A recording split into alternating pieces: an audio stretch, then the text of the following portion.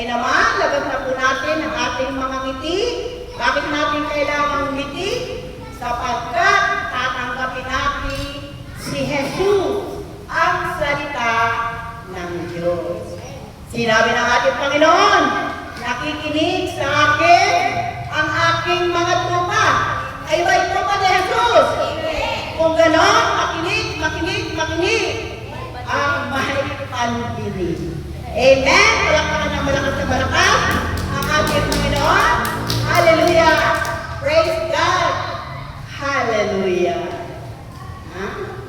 Ay naman, tatako na tayo sa ating pagsasalusaluhan, mabuting balita ng ating Panginoon mula sa aklat ni San Lucas, kabanatang 20, talatang 27 hanggang 40.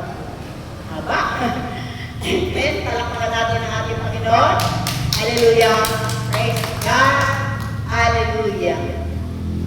Maraming Saduseo ang hindi naniniwala sa muling pagkabuhay. At sila ay lumapit kay Jesus upang magtanong. Sinabi nila sa ating Panginoon na si Moses ay lumagda sa isang batas na ang lalaki, kapag lalaking nag-asawa at namatay na walang anak sa babae, ay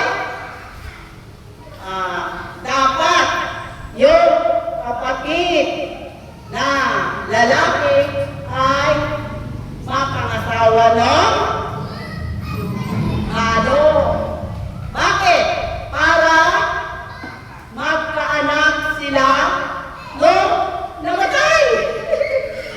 Ang bira, di ba? Yung lalaking pangalawa na kaanak, di ba? Para doon sa kapatid niya yung anak niya. Ano yun, di ba? Nakakagula. Pero yun ang kanilang batas. Batas sa kanila. No?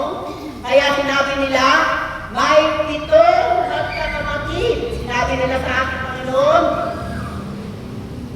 yung panganay nag-asawa at namatay na walang anak sa babae. Kaya yung kapatid na pangalawa ang siyang napangasawa ng gado. Eh namatay din.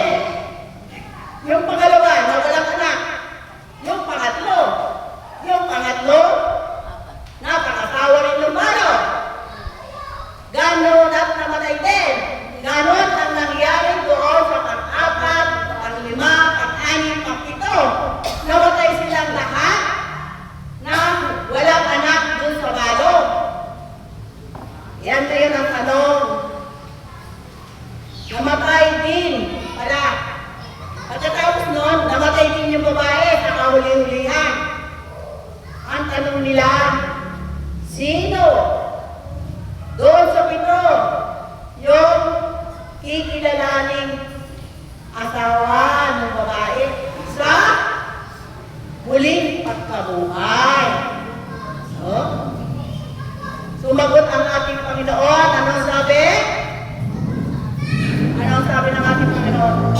Sa mundo ito, ang lalaki, babae, ay nagsisipag-asawa.